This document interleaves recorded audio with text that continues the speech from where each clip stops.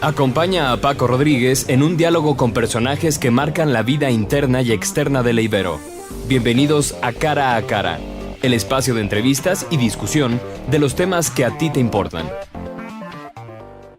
¿Qué tal? Un gusto saludarlos. Bienvenidos a su programa Cara a Cara, el programa de entrevistas de Ibero TRC. Yo soy Paco Rodríguez y me da mucho gusto tener el día de hoy a Marco Antonio Pérez Ruiz. Él es coordinador del Pacto Mundial en México de las Naciones Unidas. Marco, muchas gracias por estar aquí con nosotros. Muchas gracias, Paco. Para mí es una oportunidad muy buena estar aquí compartiendo con ustedes. Oye, Marco, cuéntanos sobre estos 17 objetivos para transformar nuestro mundo. ¿Qué se puede hacer desde lo local para transformar una visión, una cuestión más global?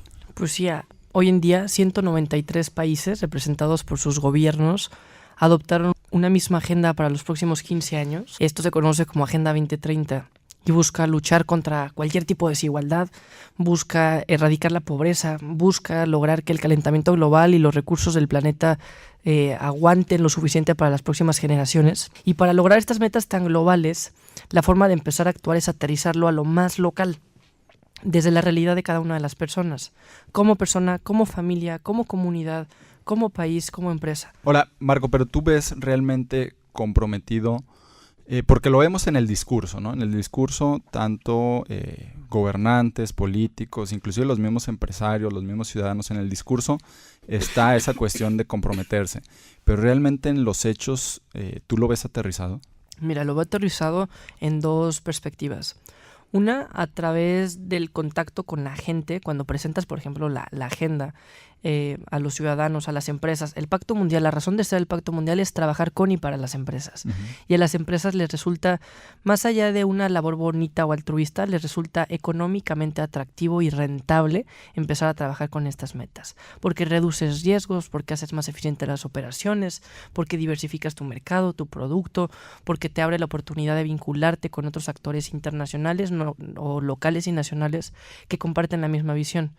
Y entonces te digo, lo veo en carne propia, que empiezan a haber algunos cambios. Y por otra parte, hablando específicamente como país, como gobierno, se acaba de crear una comisión nacional encabezada por el presidente de la República, una comisión nacional de implementación de los objetivos en México. Uh-huh. Ahora se está haciendo todo un proceso de transformación de lo que se conoce como el Plan Nacional de Desarrollo, que son todas estas líneas rectoras hacia donde la Secretaría de Desarrollo Social, la misma Secretaría de Salud, de Educación Pública, todo el gabinete se enfoca en las administraciones para alcanzarlo. Antes estaban enfocados en los objetivos del milenio, uh-huh. Objetivos que sin duda eran relevantes, pero eran 100% asistenciales.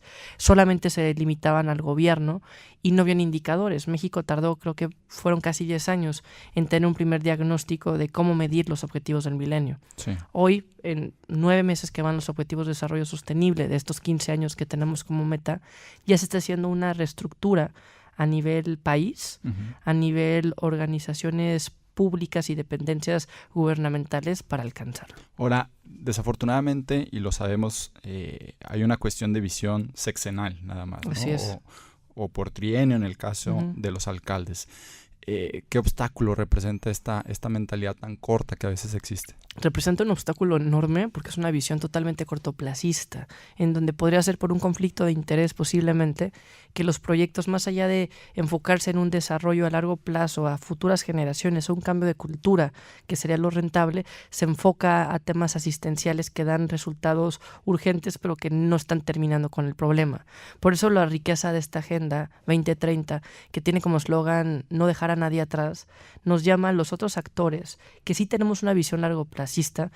Por definición podemos entender a la empresa, una empresa que su razón social, su razón de ser se extiende a la perpetuidad de sus operaciones. Entonces la empresa puede durar el tiempo que sea y es aquella, es la ideal para poder implementar estas visiones a largo plazo de desarrollo. Y también juegan un papel fundamental. De las 100 principales economías mundiales, 51 son empresas. Sí. Y no yéndonos a un plano tan global. A un ejemplo muy local, aquí en México, en la comarca misma, pongámonos a pensar el rol que tiene el sector privado y muchas veces tienen más liderazgo y más impacto que muchas autoridades públicas. Dentro de estos 17 objetivos, Marco, donde se encuentran abatir temas como pobreza, temas de energía, etcétera, ¿tú ¿notas alguno de ellos como más prioritario en México? Mira, la agenda por sí misma no nos permite hablar de prioridades, porque todos son prioridades, Claro. pero sí de estrategia de implementación, en donde, dependiendo quién sea el lector de la agenda, vas a identificar tus propias prioridades. Puedes decir, yo como persona, pues yo puedo caminar en lugar de usar coche, yo como persona puedo tratar diferente a los grupos vulnerables, yo como persona puedo reciclar el PET, yo como familia, yo como universidad puedo empezar. Incluso podrían ser otros objetivos diferentes a los personales. Y como México, como país, también tiene ciertos objetivos que irá marcando. Yo noto que de forma estratégica hay unos objetivos pilares para el país, como puede ser el objetivo número 4, que es educación de calidad, evidentemente. Esta agenda es holística, que quiere decir que si analizas a fondo un objetivo, empiezas a responder otros. No es una agenda aislada, Claro. en donde estén punto y aparte. Empiezas a hablar de educación, empiezas a hablar de reducción de desigualdad, empiezas a hablar de eliminación de pobreza, empiezas a hablar de menos hambre, empiezas a hablar de igualdad de oportunidades para los géneros, empiezas a hablar de trabajo decente. Entonces, la educación es un pilar fundamental. La creación de paz, el objetivo 16, instituciones sólidas, de los 162 países que presentaron este año el Índice Global de Paz, México está en lugar 144. Y a pesar de que esté en los peores lugares, es de los países que más dinero invierte de su Producto Interno Bruto en lucha contra la violencia y a favor de la seguridad, y no es proporcional el grado de inversión pública que se está haciendo al respecto con el grado de avance.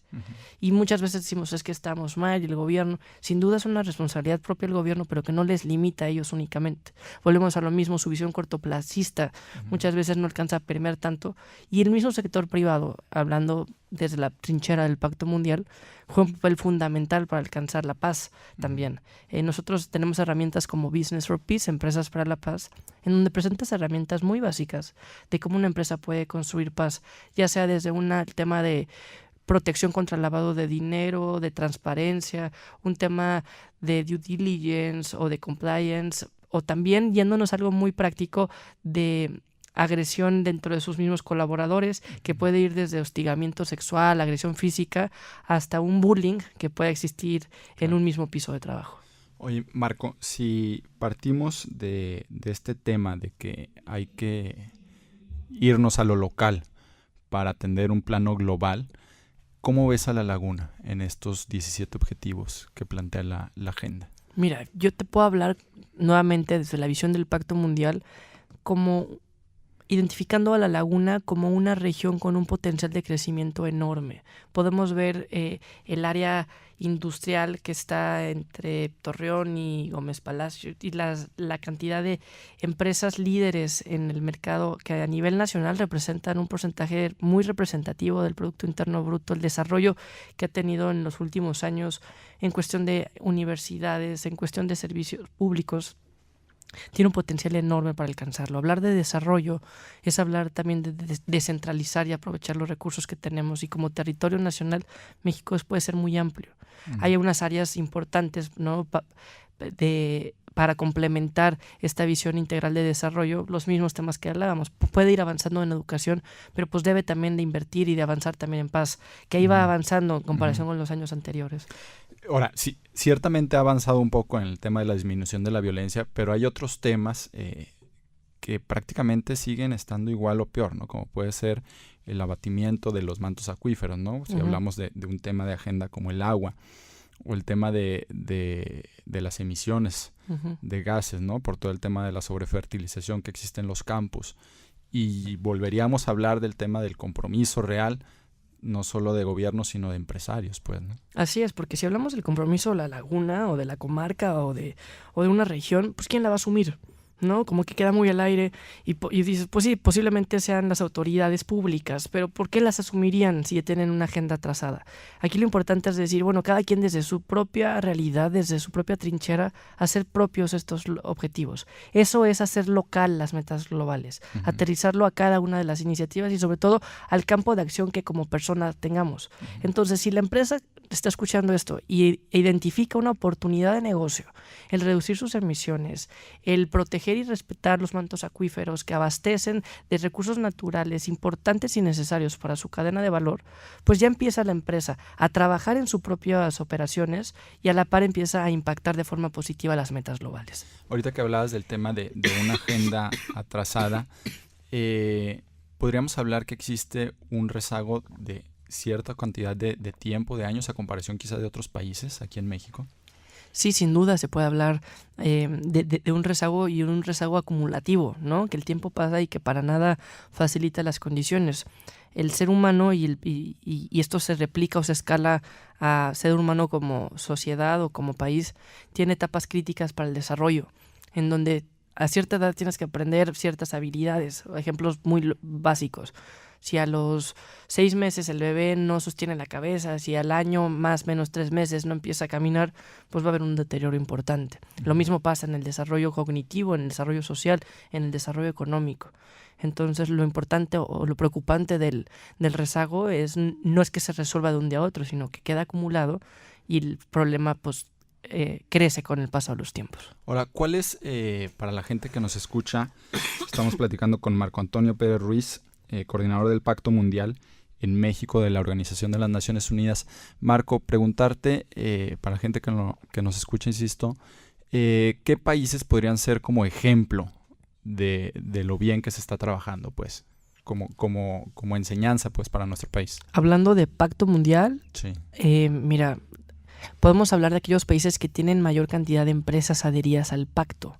España es un país de referencia a nivel global porque tiene 1.800 organizaciones que forman parte y la economía de España no es tan grande, no en Producto Interno Bruto, sino en cantidad de empresas, entonces es muy significativo. Francia también. Y puedo decir, México es el tercer país con mayor cantidad de organizaciones. ¿Cuántas son? México tiene 805 organizaciones, de las cuales 542 son empresas. Okay. Y la diferencia son cámaras, organismos empresariales, sociedad civil, fundaciones, academia, universidades. Entonces, México en cantidad de participantes va bien. ¿La Laguna tiene un número? La Laguna tiene 14. 14. Tiene 14 que participan y pues este número es sumamente relativo. Si lo comparamos con la cantidad de empresas, en México hay 5.6 millones. Claro. No tenemos ni el 1%. Pero si lo comparamos con el impacto económico en los ingresos del país o en la cantidad de personas que son impactadas, no es lo mismo decir que es una empresa multinacional que tiene una cadena de valor enorme y que llega y transforma miles de vidas. Pero México es un país con 99% de pymes. Es mucho el camino por hacer difundiendo esta iniciativa. Ahora, Marco, platícanos qué seguimiento le dan ustedes, si es que existe, a esas empresas que se adhieren al pacto. Claro, nosotros como Oficina de Naciones Unidas para el Pacto Mundial trabajamos como facilitadores, como herramientas para las empresas que aprovechen al Pacto Mundial lo máximo que puedan. Nosotros no estamos tras de ellas de, oye, adhiérete, oye, presenta tu informe. Sí les recordamos, tienes que presentar una vez al año tu informe, tienes que presentar tu COP, pero pues nosotros los invitamos, quieres participar en esta actividad, comunícanos lo que estás haciendo. Así como ahorita tengo la oportunidad de estar con ustedes, estamos en diferentes medios de comunicación, somos los voceros oficiales de la ONU en México para las empresas. Uh-huh. Entonces, les pedimos a las empresas que nos estén diciendo lo que están haciendo para que si alguien nos pregunta, oye, alguna empresa, alguna pyme, alguna empresa embotelladora que trabaje con pepenadores para el PET o que trabaje según los 10 principios de Ecuador o los principios de la Tierra, nosotros irlos marcando y conocerlos. Ahora, ¿se puede medir, Marco, el impacto el impacto que tiene el hecho que las empresas se adhieran al pacto? Claro, y eso lo hace cada una de las empresas. Han habido empresas que lo han sabido capitalizar muy bien y miden el impacto incluso en el retorno de su inversión. Y me refiero como inversión no económica porque es opcional la aportación que haga la empresa al Pacto Mundial, pero en cuestión de tiempo y capacitación, los frutos que va teniendo, operando bajo principios y cumpliendo la filosofía del Pacto Mundial, sin duda se traduce en un negocio más rentable, más sostenible, y es la misma empresa quien lo presenta. Por último, Marco, ¿qué mensaje dejarías a las empresas locales?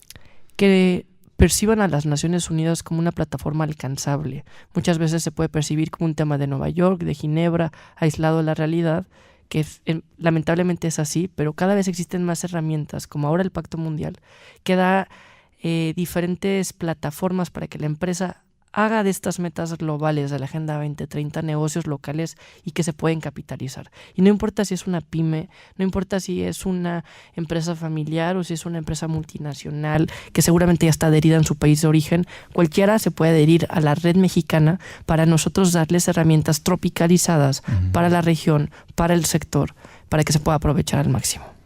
Perfecto, pues Marco Antonio Pérez, coordinador del Pacto Mundial en México de las Naciones Unidas. Marco, muchísimas gracias por haber estado aquí con nosotros. Muchas gracias, Paco, quedo a tus órdenes. Y pues muchas gracias también a Fanny y a Diana en los controles. Muchas gracias, yo soy Paco Rodríguez y nos vemos en la próxima emisión de Cara a Cara. Esto ha sido todo por el día de hoy. Nos vemos cara a cara en la próxima emisión.